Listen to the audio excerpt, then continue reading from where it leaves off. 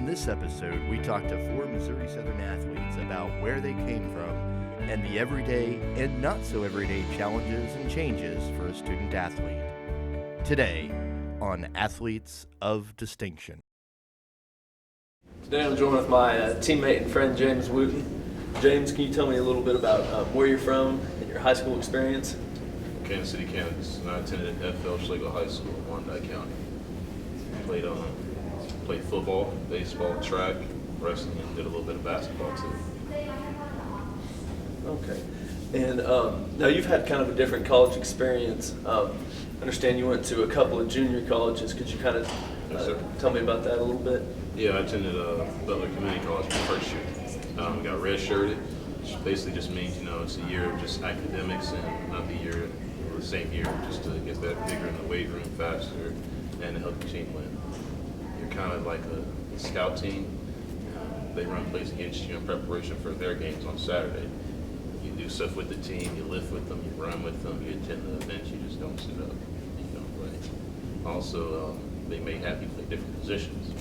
Like in high school, I was a middle linebacker. I got to Butler, put my hand in the dirt, and I became a defensive lineman. So it's just all about trying to help the team win and just seeing where you kind of, basically getting them where you fit in. And that's why they recruited you. I understand. And kind of tell me your roles you had at Highland. You said you played 2 different positions. Yeah, Highland, I ended up playing D-line and I played fullback. Things started changing with their coaching staff. And first year, after my redshirt year, I still got in the rotation and got plays at defensive line. The second year, however, we were short on numbers. I don't know if recruitment was down, but you had to kind of pick your poison. You're either going to be short on D-linemen or you're going to be short on fullbacks and tight ends. So I just stepped up and figured, hey, what the heck, I'll just play fullback. And we ended up doing pretty good. And we ended up getting probably one of the top 4 offenses that year in the country just on the run game. Wow. So you've seen the progression of like the changes of positions, but on the other hand, you kind of miss playing the position that you're recruiting for. It's kind of just like you don't know if is it because you were maybe doing this bad or the team did this or something else, but you just kind of just like the team. That's fine. I understand. And now, if you could kind of explain, what are the pros and cons of a junior college over a 4-year coming out of high school? Well, I would say one of the pros definitely was, just like the experience you have just with people. High school, you always need to go to the city versus you go to a JUCO. You got people from all over the country. You got people from Florida, Cali, Texas, Mississippi, Georgia.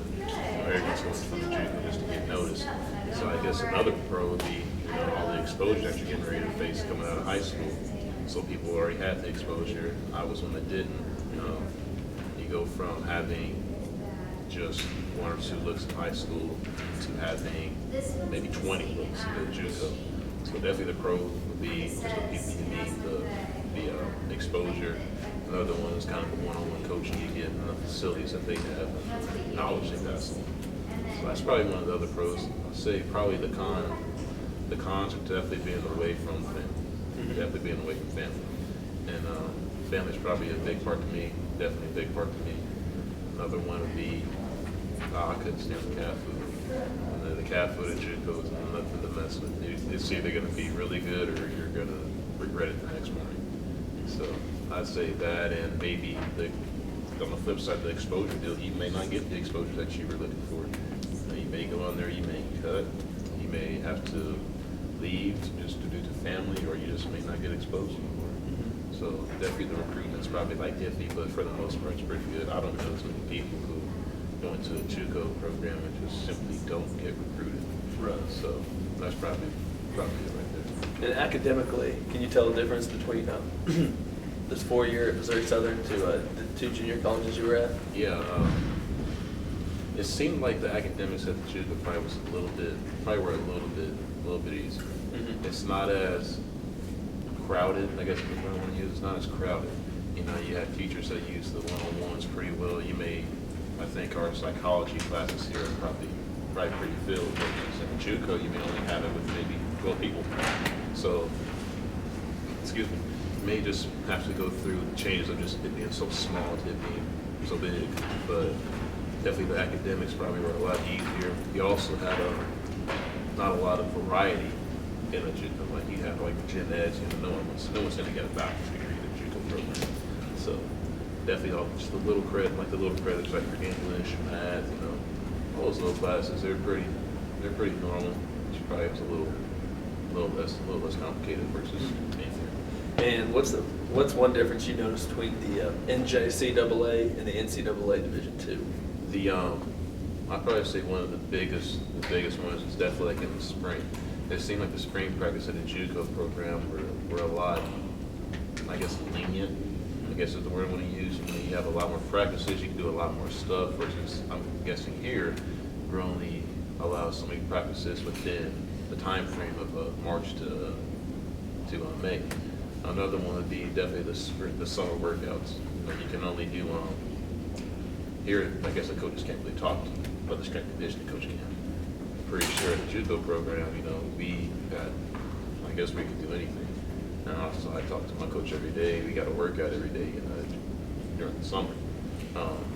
Another one would be maybe the rules, probably how many you can travel with, and probably the accommodations you live in. That's definitely a big one. Definitely the bigger size you can travel with, and the roster size is a big one. You're only allowed a 63-man roster to the program, versus here, I guess you can sit up and go home. So. How are you liking just doing D-line here versus your fullback and tight end roles? It's a little different, man. I mean, I'm kind of a bigger guy, so like the D-line's like it's pretty solid with me. I have no complaints about it. The only thing I miss is when you're a little bit bigger than everyone else on the field, and you got your position, you got to use it to your advantage. No one wants to cover a guy who's like 250 pounds and he's running out the flash or the seam run. You got to get in front of this guy. So I guess I kind of just miss, catching the ball and just like having a lot of freedom to run around, but nothing compares to being able to like come off the edge, just like maybe like the running back in the backfield where you get a throw, get a sack, or a strip fumble. You have a lot of craziness going on defense. I think that's why I like it, because you're relentless. You can go tackle anybody. And what brought you here to Missouri Southern? What made you pick this school? I definitely have to say Coach Day. He was a pretty big recruiter. I was one of those guys that wasn't really heavily recruited in the JUCO program. I only had 5 offers on the table versus people who went to school with who had an abundant amount of offers. So it came down to, do you want to go out of state to like Tennessee Martin? Do you want to go down south to Tuskegee? And you may want to walk on to KU. The walk-on deal, I didn't really want to get into that. So you kind of get that off the table. Now you left with, you left with Missouri Southern, Tuskegee, and Tennessee Martin. And family's a big part to me. And I didn't really want to be a long ways away from home. So Missouri Southern just kind of seemed like the way to go. So And I understand you had a very good host that night too. Yeah, I had a guy named Austin Miner. You know who that is? Yeah, he sounds familiar. Yeah, Austin Miner and Chris Williams, right, 2 best friends here on the campus. Pretty good night. Well, I appreciate James, and it was nice meeting with you. I appreciate your time. Thank you.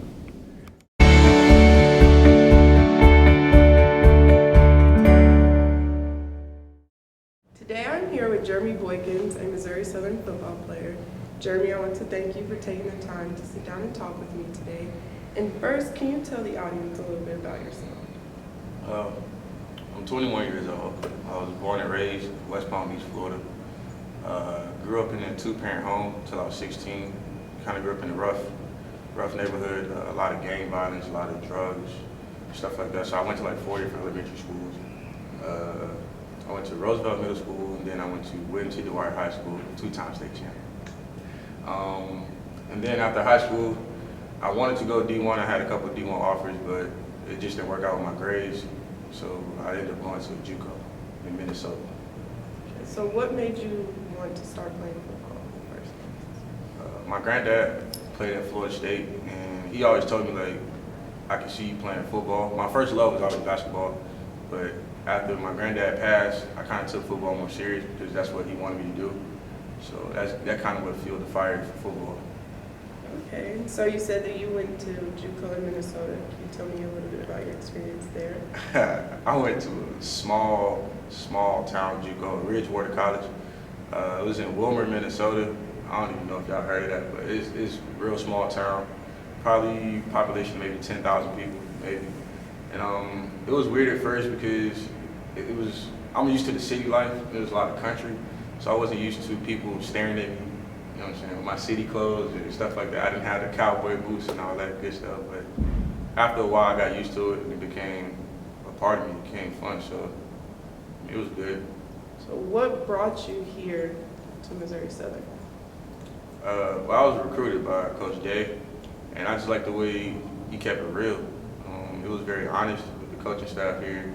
And when I came on my visit, I just liked the vibe that the school gave me. I love the facilities here, and just the people around it was very welcoming. So that kind of what made me decide to come here. It was tough at first, but I think I made the right choice. Okay, I hear a lot about Coach Day. A lot of people say that he's one of the big reasons why they're here.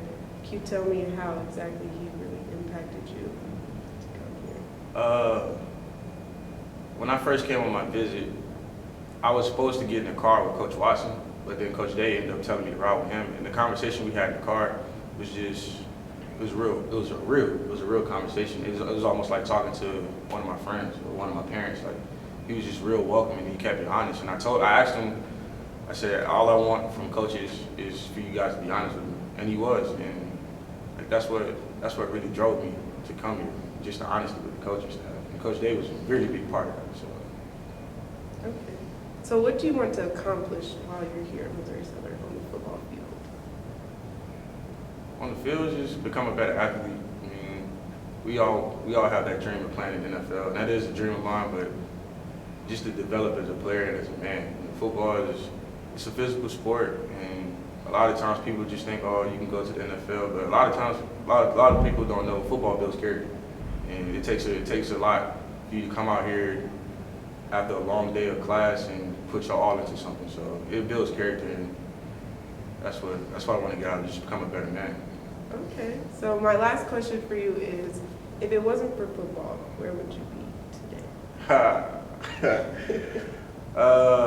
Honestly, I'd probably be somewhere in trouble. Honestly, football kept me out of a lot of trouble. It allowed me to channel my anger. So without football, I wouldn't be in college, and I would probably be somewhere doing something I'm supposed to be doing. So. Well, we're glad to have you here as a part of the Missouri Southern family. Again, I want to thank you for taking the time to sit with me, and thank you guys for listening.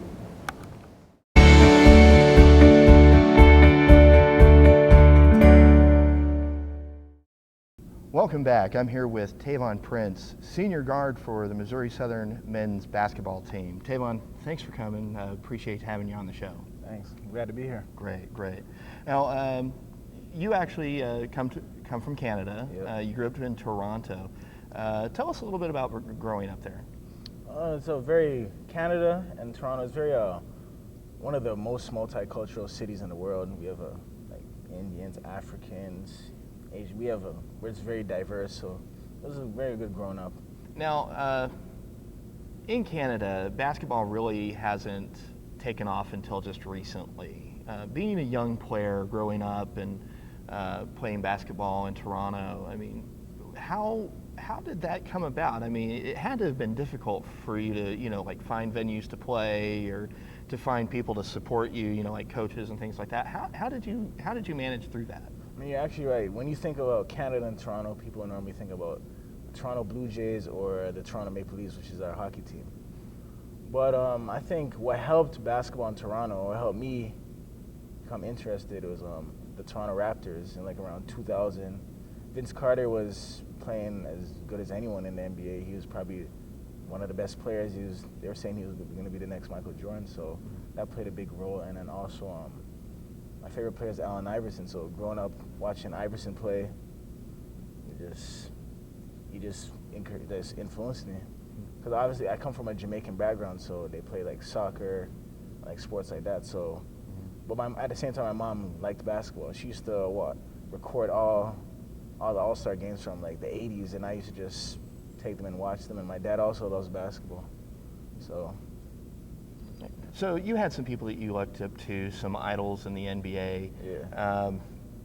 As far as playing, though, as a youngster. You know, where did you play? I mean, there couldn't have been a whole lot of gyms and things like that Yeah. that you could play in. So what did you do? Early I wasn't really in the gym. I used to just play outside, like park basketball, basically, like at the playground. And then eventually, when I just caught onto a good club team, that's when I started playing in the gym. But majority is just straight outside on the park. With my friends, that's mainly it. So street balling, Yeah, as street ball, you yeah, would say. that's how it started. Yeah.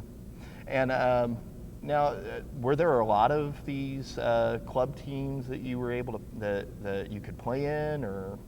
I mean, there's a few, but I caught on to that type of basketball, organized basketball. I didn't start playing organized until like 8th grade, 9th grade. I used to play at elementary, but that was just for fun. Just run up and down, not knowing what's going on. But I really started playing club basketball around like 8th and 9th grade. Tell us about transitioning from living in Canada to living in the U.S. Not really, because Toronto, a lot of people compare Toronto to like New York City, because it's a big city, we have millions, so it's, the transition coming to Joplin is probably different because Joplin's a lot slower. Toronto's more of like a fast city, fast lifestyle. So yeah. But in terms of like when I was in like Maryland and Washington, D.C., it's pretty much the same. Coming to the United States, you actually played U.S. basketball in high school. Yeah. Where did you play in high school? I played in Maryland, in the WCAC. That's a top conference for high school for Washington basketball, and then I graduated from Proctor Academy. That's in New England, and that's another top prep league. It's called the NEPSAC. Okay. And then from there, you went to South Dakota State, where you were actually to be a part of 2 championship teams. Yeah. What was that like for you, being able to play at that level? That was a great experience, man. Got to win 2 championships, played in NCAA tournament twice. First year, played against Baylor. The second year against Michigan. I got to play with one of like the best point guards I ever played with, Nate Walters, which really helped me grow as a player. To see him accomplish so many things really helped me. So I played under a good coach, Coach Naki. How do you think that experience at South Dakota helps you here at Southern? I think I bring a winning tradition, because throughout my whole life I've been a winner. So I think by winning those 2 conference championships and being able to play in the NCAA tournament, I think I bring that winning spirit to the team, or that winning, what's that word? That's been just a winning, I just bring winning to the team. Yeah. Yeah. And so you have that mentality. Yeah. Do you consider yourself a leader on this team, or? I think I wouldn't say I'm the most vocal leader, but I think I lead by my action, but what I do. I think I'm that type of leader. Let's talk about your transfer from South Dakota State. You were playing Division I ball, were on a championship team. Yeah. What made you decide to leave that and come here? I mean, don't get me wrong, I had 2 great years there and I learned a lot, but I just felt like I wasn't maximizing my potential there. So I felt that God would put me in a situation where I'm maximizing my potential and showing everything I got. So that's what brought me here. Was there something about Missouri Southern in particular that interests you, or? Yeah, when I was going through the whole transferring process, me and my mentor, Bobby Allen, he's actually shout out to Bobby Allen Skills Academy. If your kids want to get better, you should sign them up. But we did some research on like schools, and then we came across Missouri Southern, looked at the coaching staff, and we were really impressed by Robert Corn and Jeff Boschee. And I knew, after talking to Jeff Boschee, we knew he was going to become the head coach, so we thought, hey, he's a great player in his day. Feel that he's going to be a great coach, so why not? What do you think being able to play for a former player does for you? I feel it's the best situation possible, because he was a player, so he understands what we go through on an everyday basis. He was a student athlete, so he understands the homework load. He understands how our days go. He understands how practice is. He knows not every practice is going to be the best, because he's been there. So then I feel like he just understands. Yeah. From the player's perspective, and from a coach, he can coach too. So it's the best of both worlds. Do you think that garners more respect for him, definitely. because he's played before? Yeah, definitely. He played at a high level. He played at the University of Kansas. think he's the all-time leader in three-point shots. So it's not like he was on a team. He was actually producing at a high level. So, and now he's coaching at a high level. So it's the best of both worlds. Well, Tavon, I appreciate your time. We really appreciate it, and we'll be back right after this. Oh, Canada.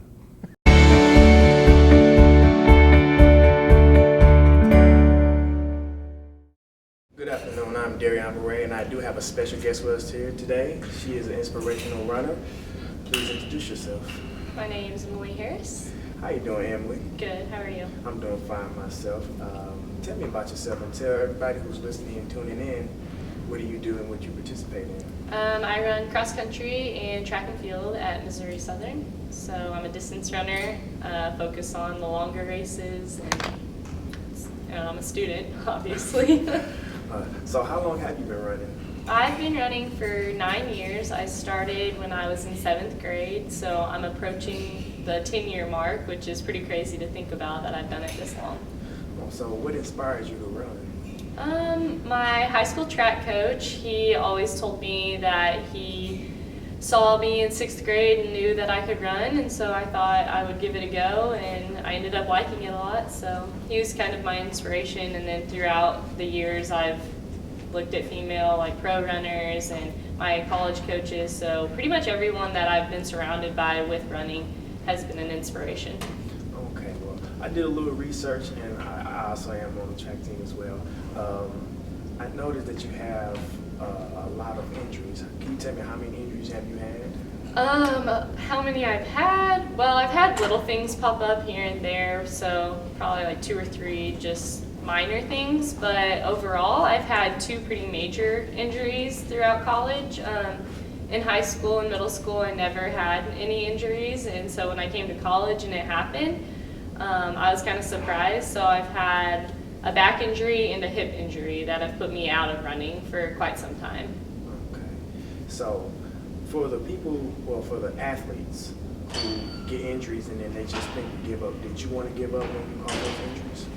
The first time I didn't want to give up because it was my freshman year, and I was just like, well, I'm hurt and I can come back and I'll be okay. I'm still young, I have a lot of time. But then last year, my junior year, I hurt my hip pretty bad, and I didn't know like whether or not I could come back and be okay from that, because I was older and I didn't have really a lot of time to waste on the training. I never, I guess, really wanted to give up, but I knew it was going to be a pretty hard setback, and I didn't know how I would come back and be okay. So I never thought about giving up, no.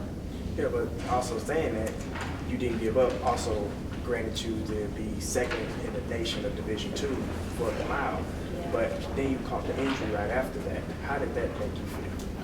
It was really one of the biggest down parts of my running, because I was probably the fittest I've ever been, the most fit, and I don't know, it was just like a shock to me, because I was running pretty well and I had finally made it to nationals individually, and then I got second, and I had just kept chasing after the times that I needed to hit, and then to be like 3 weeks later have the biggest injury that I've ever had, it was really hard to take that in whenever you're competing at such a high level. So I understand that. Also, I have one more thing to ask you.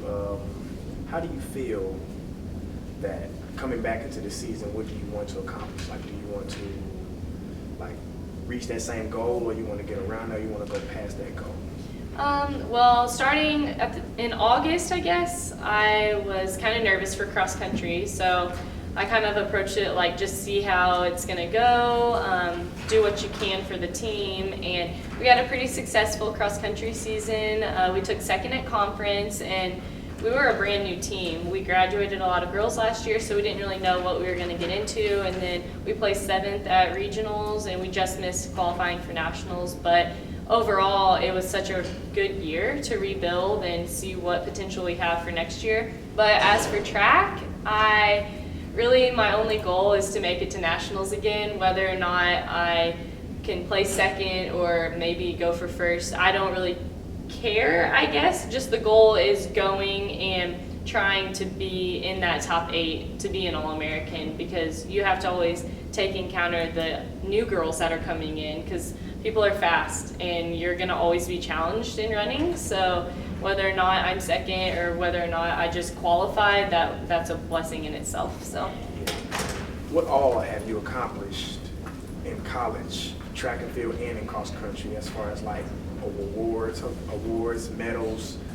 Like I said, you got second in Division II for the mile. right, so that's the only time I've been an All-American, but I've been All-Region twice in cross country. I won the mile at conference last year, and I've been All-Conference 3 other times other than that. So 4 all MIAAs, 2 All-Region, 1 All-American.